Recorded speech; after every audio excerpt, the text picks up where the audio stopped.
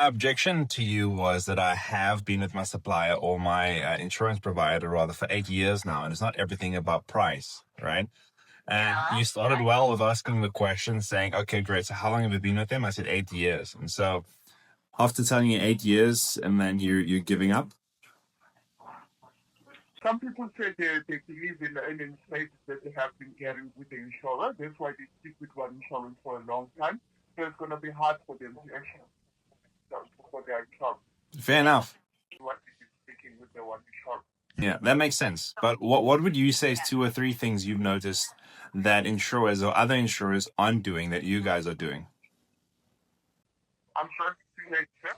What are 2 or 3 things that you've noticed that you guys are doing that your competitors are not doing right now? What are those? Even 1 or 2 things.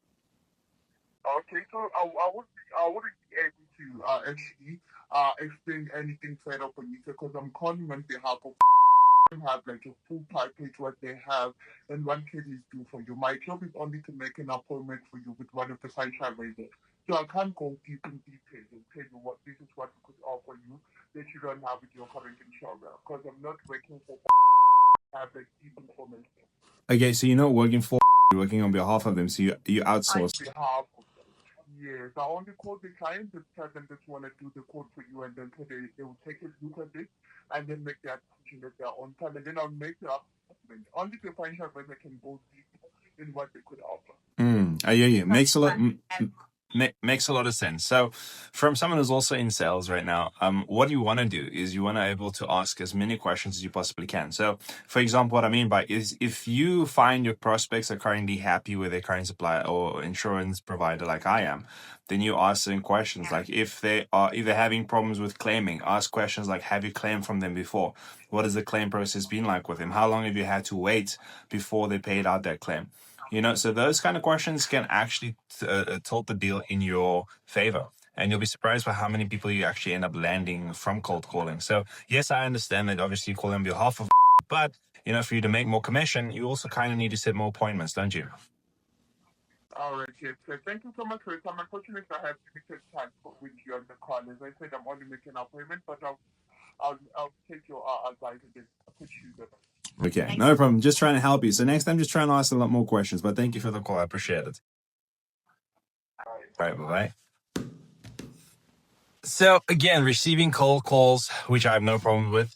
And from time to time, I like testing the salespeople to see how far they're willing to go. So with this specific person, I gave them one objection, and after the one objection, they just completely deflated and said, "Okay, great." So they're essentially looking for the yes man. They're looking for the person who says, "Okay, cool, send me a quote."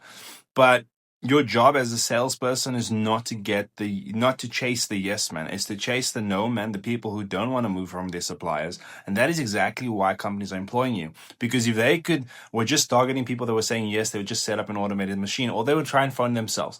So if you're a salesperson and you get that objection, someone's giving you time to hear that objection, it means that they want to hear what else you can say or do to convince them. And the best way you can convince them is not by telling them you're the greatest, but it's by asking specific questions like you just heard now.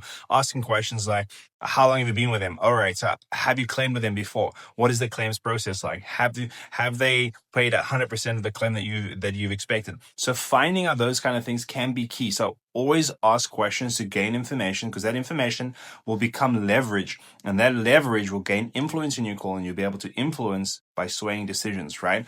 So she could have easily swayed me if she asked the right questions. And I want to say today that no matter what the objection is, ask the right questions. Ask the questions around the solution that you provide. So if you're good at when it comes to your claims process, if you respond within 24 to 48 hours with your claim and you can pay out within 72 hours, whatever it may be, like use that as your competitive advantage. Even if you're outsourcing, you need to know the information, the basic information when it comes to the solution that you're offering clients. Don't just call them and say, "Would you like a quote?" Like that is not a salesperson. That is not your job as a salesperson. That is an administrative function. As a customer service, anybody can phone anybody right now and say, "Are you interested in a quote? Can I send you a quote for whatever it is that you need?" That doesn't take any sort of sales ability. And that is a problem, because what's going to happen is there's another business that's paying you as an outsourced business, and all you're doing is just calling for looking for quotes, and that's not what they employed you for. And that's going to put your boss's relationship in jeopardy, because they're going to see the conversion rate is not where it should be. So if you're in sales, make sure that you're asking questions, you're asking the right questions to gain influence in the call by growing that leverage. Because each question, you're growing leverage, and ask the right questions. Ask questions around the specific solution that you're offering and the problem that you want to solve. On to the next.